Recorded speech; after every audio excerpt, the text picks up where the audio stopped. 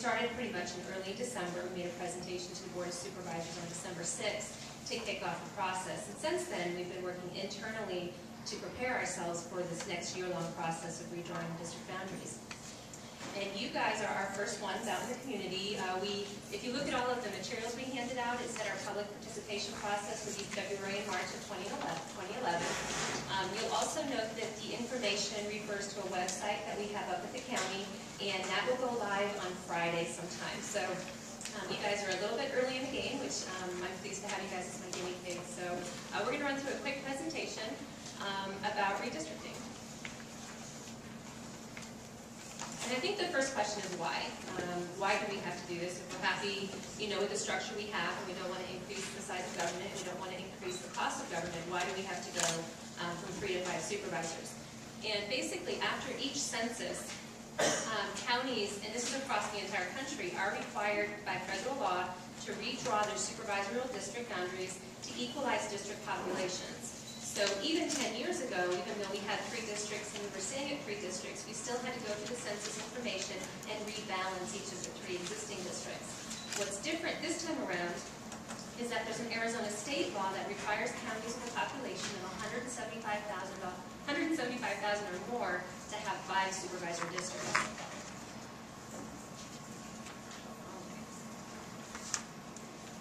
And this is just a chart that highlights our population. So back at the 2000 census, at the bottom you can see we had a population of 167,000. And at that time, the state statute said it was a 200,000 threshold that made you move to 5 supervisors. But there was some legislation back in 2009 which lowered the threshold from 200,000 to 175,000. We are projected by the census to have a 215,000 population when the census results come out. Now, many of you may be aware that we've received state-by-state census information, but we haven't received county-by-county information. It's projected we'll receive that information in late February and early March.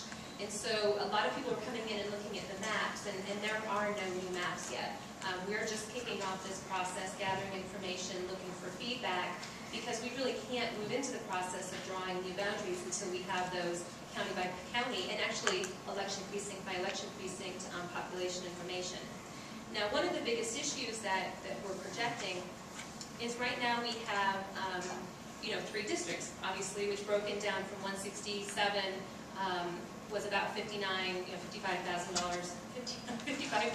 population in each district. I mostly do budgets, so I'm always thinking numbers. The estimated population for 2010 with 215 population divided by 5 is approximately 43,000 in each district. And when you look at the Verde Valley, you'll see there's a lot of attention being given to this process over there in particular, because the Verde is too big for 1 district and they're too small for 2 districts. And so part of this process, when we're looking to divide the county into 5 districts, is really going to change the dynamics of the way that we operate.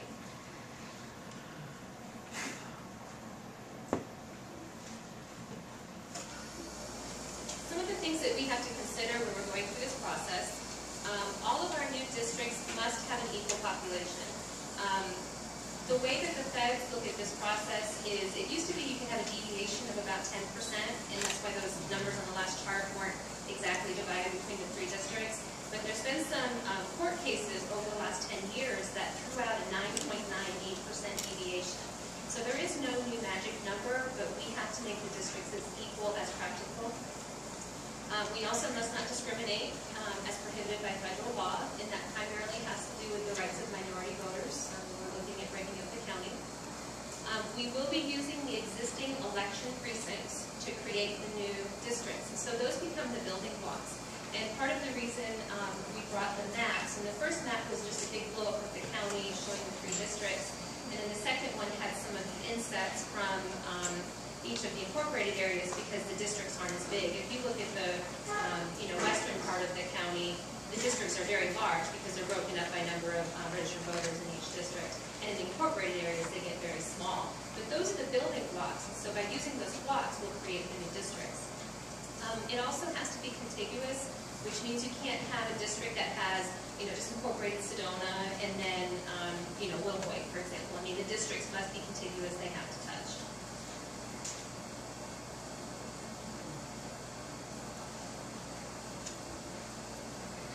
But some other things that we can consider as we move through the process is, one of them is visible boundaries. And obviously in Yakutat County, we have Biggest Mountain that very clearly geographically breaks our county into pieces. And so we are able to consider that as a factor when we move forward. We can also consider other boundaries. We can look at city and town boundaries, school district boundaries, fire district boundaries. Those are all things that we can consider. Now, I'll note that the state is going through redistricting for congressional and legislative redistricting, and that does not impact our process, and our district boundaries do not have to coordinate with those boundaries at all. We can look at the mix of rural and urban communities. Do we want a district, for example, that incorporates just Prescott Valley? Or do we think that each district should have a mixture of urban and rural? Compactness. Should the residents live relatively close together? When you look at the federal redistricting websites, ideally they want to have nice round circles that cover the state because they figure that those are the people who live close together, they have common interests. But that really conflicts with the concept of looking at your geographic boundaries like Biggest Mountain. You can't have real compact districts if you're going to follow those geographic outlines as well. And then looking at communities of interest, and that's defined as constituents who share cultural, geographic, economic, or political ties. And there's two arguments here. You can choose to keep them whole, or you can try to split them to extend their influence. And I'll use the city of Cottonwood as an example.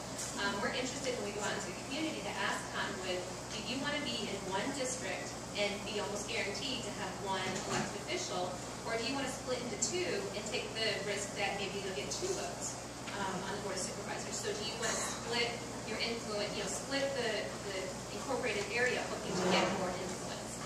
So when you look at all these different considerations, I think reasonable people can disagree on which of these are more important. And part of our process now is going into the community and asking, all of the constituents for your input on which of these do you feel are most important. So the process that we're following is we're doing what we're considering first phase, which is we're going out and we're holding 11 open houses in the community during February and March. We're also making ourselves available to attend community meetings, do a short presentation.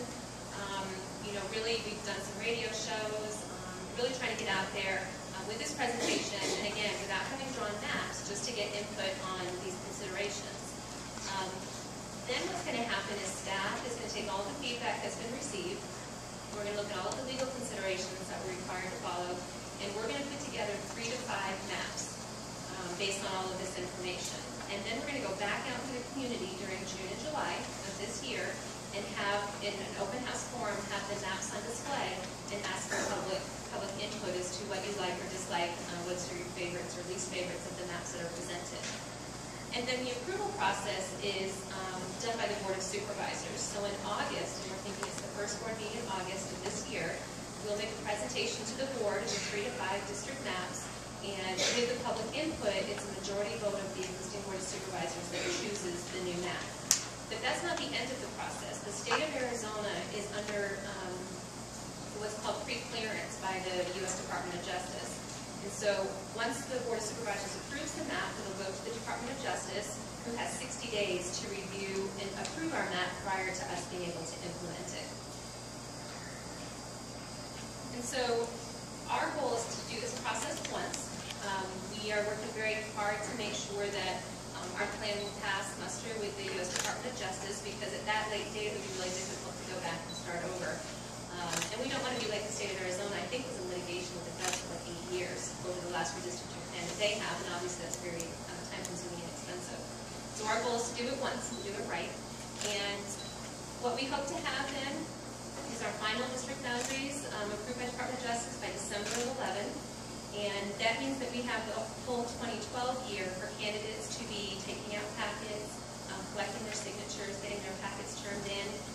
The election, the primary, is in August of 2012, the general in November, and then the new 500 board takes office are sworn in on January of 2015. So that's just a quick recap of the process. When you came in the door, we did have some brochures, which basically covers the same information. But we also had a survey. And the purpose of the survey is to really get, again, public input on these different considerations and what's most important to you. It also asks you to identify the community that you live in and who you think is a community of interest and who you think you should be combined with when we're looking forward to redistricting.